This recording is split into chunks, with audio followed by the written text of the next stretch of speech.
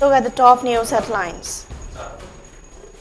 State government highlights points given by Union Home Minister Amit Shah for restoring normalcy in the state.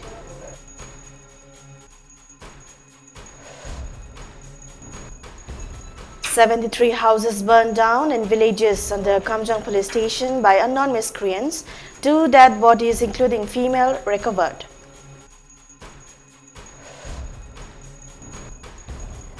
Public curfew in Imphal East, West and Thoubal have been relaxed from morning 5 a.m. till evening 5 p.m.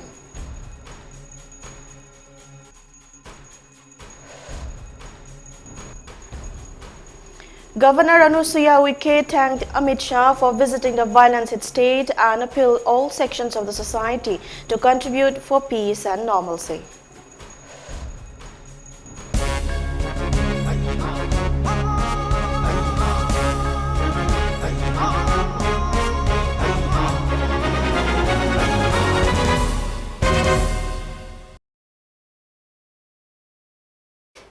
Hello and a very good afternoon. You're watching Mami TV Primetime English News. I'm Kavita Tongram. Now the news in details. The state government highlights some of the important announcements made by Union Home Minister Amit Shah while he was in 3 days in the state to stalk out the solution for restoring peace and normalcy in the state. He held by meeting various stakeholders and CSO leaders of 2 communities at Imphal, Kangpokpi and More in Tecnopole district following violence erupted in the state since May 3. Some of the important announcements made by Home Minister Amit Shah and re-highlights the state government to the people of the state are: Prime Minister Narendra Modi on behalf of the government of India has conveyed deepest condolences to all the bereaved families who have lost their lives during the recent violent incidents in Manipur. A probe committee to be constituted, headed by a retired Chief Justice of High Court, to investigate the incidents of violence in Manipur. The investigation will be carried out without any bias and discrimination, and the guilty will be punished. A peace committee under chairmanship of Governor of Manipur will be constituted to restore peace and normalcy in the state. To expedite restoration of peace and normalcy in the state, a joint secretary-level officer of the Government of India would be posted in the state. The militant groups who are under the Sioux agreement to strictly adhere to the ground rules, and stringent actions would be taken against violation of the ground rules. Helicopter services would be commenced in 3 districts of Kangpokpi, Tecnopole and Churchandpur. The integrity of the state would not be compromised. Appeal to the public not to believe in rumors or any unfounded information which could escalate tension. 6 cases related with recent violence incidents will be probed by the special team of the CBI under the instruction of the center. The government has made arrangements for uninterrupted supply of essential items in the state, an ex gratia amount of Rs 10 lakh each to the kin of bereaved families of the recent violence. Interagency Unified Command will be set up under the leadership of Security Advisor for better coordination amongst law enforcing agencies in the state. Identification of people coming from neighboring countries is being enforced through biometric and iris impression. Online teaching and examination will be conducted in consultation with State Education Department. 30,000 metric tons of rice have been allocated by the Government of India to deal with any possible food crisis in Manipur, and 8 teams of doctors will be sent for medical assistance to the affected areas of the Manipur state.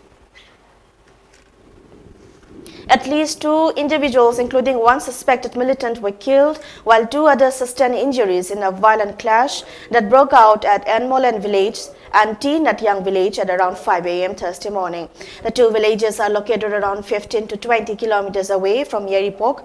A police report said that 43 houses of Enmolen and 29 houses of T. Natyang were burned down by a mob. The 2 individuals killed in the clash have been identified as Jangmin Thang Kipgen, 48, son of late Letsai Kipgen, and Daikokim Simte, 68, wife of Lenching Thang Simte. Both of them were residents of Enmolen village. The other 2 who sustained injuries have been identified as Thangkulum Haukip, 28, son of Thangmang Haukip, and Jangminlal Haukip, 25, the son of Ngol Kulun Haukip.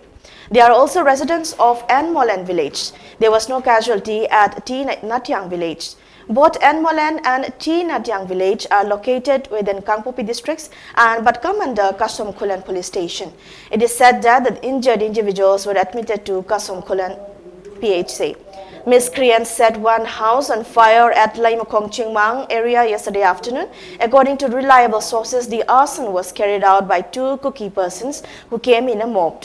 They reportedly threw a petrol bomb at the house. Reportedly, the fire was doused before causing extensive damage by the security personnel deployed in the area. The miscreants managed to evade arrest. Tight security measures have been taken up in the area.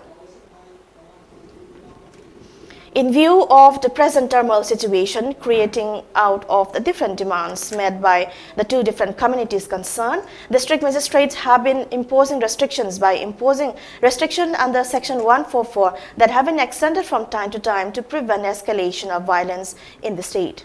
But due to the sign of improving law and order situation in the Greater Imphal area since last 48 hours, District Magistrate of Imphal East and Tobal districts public curfew have been relaxed from morning 5 a.m. till 5 p.m. in the evening. But for Kaching district, public curfew today has been relaxed from 5 a.m. in the morning till 11 a.m. today.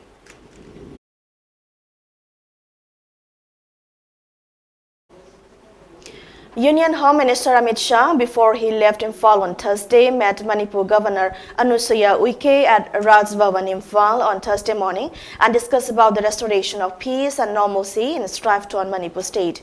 The Union Home Minister was on 3 days tour to Manipur state on Monday night to take stock of the situation in the aftermath of the violent clashes that broke out between the two communities since May 3. During the meeting, Governor Manipur, then the Union Home Minister Amit Shah for the visit, thanked the Union Home Minister Amit Shah for the visit while also expressing appreciation towards the efforts made by the centre to restore peace in the state. Commenting that timely sending of central security forces had averted further violence, minimizing the loss of lives and properties, the governor thanked the Union Home Minister for his efforts to restore peace and normalcy by reaching out different CSOs of border communities.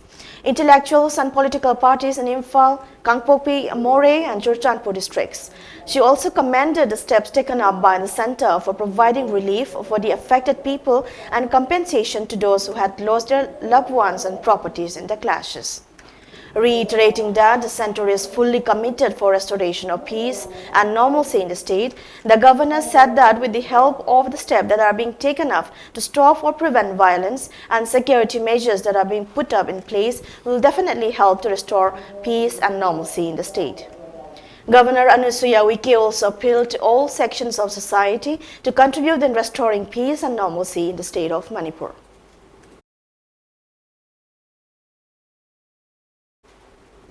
Expressing deep concern over the loss of lives and properties and the displacement of thousands of people due to the clash between two sections of people in Manipur, the All Manipur Christian Organization AMCO, an apex Christian body of Manipur, has appealed to one and all for an immediate ceasefire and to end the barbarism in all corners of the state. AMCO held an emergency meeting at its secretariat office at Lango pertaining to the crisis in Manipur on Thursday and shared its solidarity and sympathy to all the innocent victims of the conflict. In a statement issued jointly by its president, Reverend L. Simon Raumai, and Vice President Reverend Luke Rajkumar, AMCO further appealed to all sections of people to contribute their best, irrespective of tribe, religion, or creed, to make Manipur a violence-free and harmonious state. The political unrest has turned out to be the darkest hour in the history of Manipur, AMCO said. Appreciating Union Home Minister Amit Shah for his effort to resolve the conflict, even though it is considered a late initiative from the government of India, AMCO said that the assurance given by the central leader to restore the bond of hill and valley people is highly anticipated. AMCO will also make every effort and pray for early reconciliation between the communities in conflict. It is said and prayed for peace and forgiveness to prevail in the spirit of humanity. Since its inception, AMCO has been praying and striving for justice, love, equality, and holistic development of people through the cultural, spiritual, and emotional integrity of the age-old bonding amongst the hill and valley people, it continued. Saying that AMCO will continue to extend cooperation to the initiative of the government, the CSOs and NGOs for restoration of peace and harmony in the land, the Christian body appealed to both the central and state government to take up necessary result-oriented steps to bring a long-term solution. Ramrai Chan Kai Singh has been elected as the new president of Tangkhul Katam now Saklong TKS for the term 2023 to 26. Ram Raichand was elected during the general election of the Apex Tangkal Students' Body held on Wednesday at the TNL Hall in Viulan. Ram Raichand defeated his lone rival by a narrow margin of 36 votes. A total of 462 votes were cast out of the total number of 564 registered TKS Minganin representatives. Ram Raichand secured 248 votes while female presidential candidate Yuimi Vasum received 212 votes. Peace and Protection Committee Moirang has changed its name to Moirang Kendra Peace Committee during a meeting held on Thursday at the INA Memorial Hall of Moirang Kangla, along with the passing of several resolutions.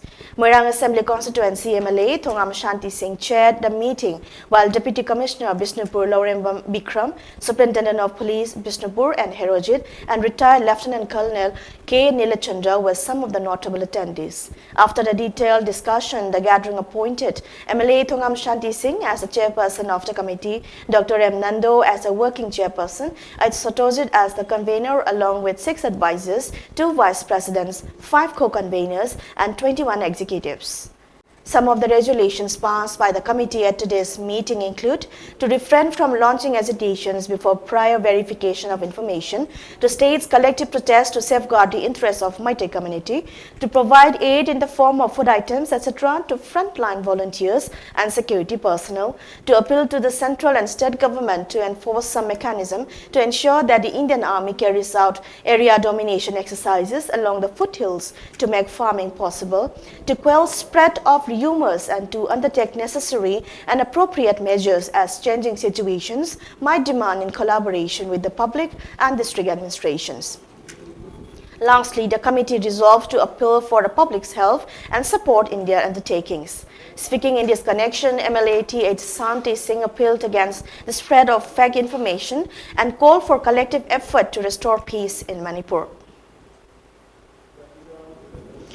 Amidst the suspicions over the joint operation conducted by Kuki UZ groups under the suspension of Operation Sue, Myanmar-based militant group PDF against the villages of a community in Manipur state by burning houses, killing innocent villagers and attacking on security forces since the violence erupted in the state, there have been presence of large numbers of Myanmar-based militant group Chin Defense Force CDF at the Howland Phai area of Moray border town in Tengropol district.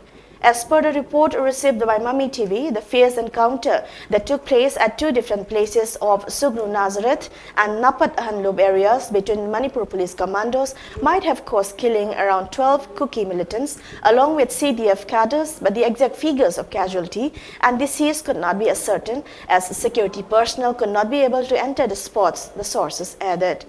Joining of KDF to the operation of Kuki UG group might be the assurance from the Kuki militants that if the ongoing struggle for demanding the separate Kuki land happened to be came out successfully, a portion of land for KDF will be given.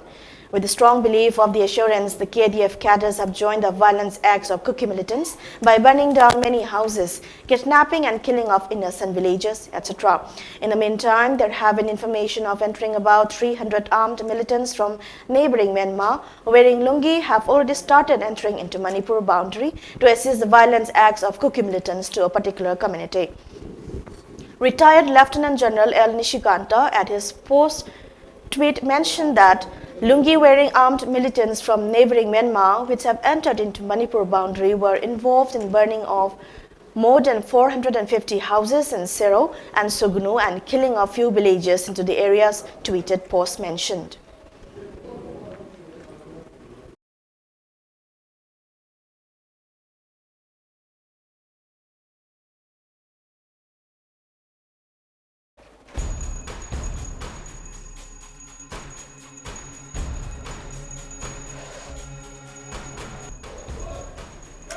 State government highlights points given by Union Home Minister Amit Shah for restoring normalcy in the state.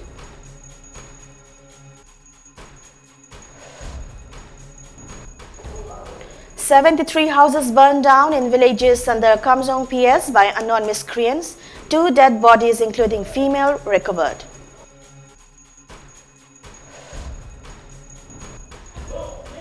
Public curfew in Imphal East, West and Thoubal haven't relaxed from morning 5 a.m. till evening 5 p.m.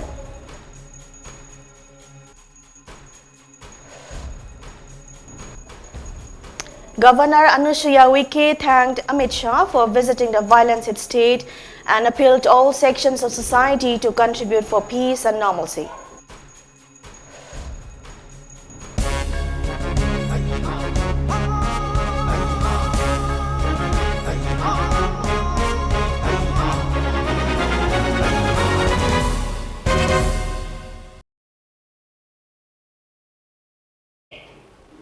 That's all for today's Primetime English News. Thanks for watching.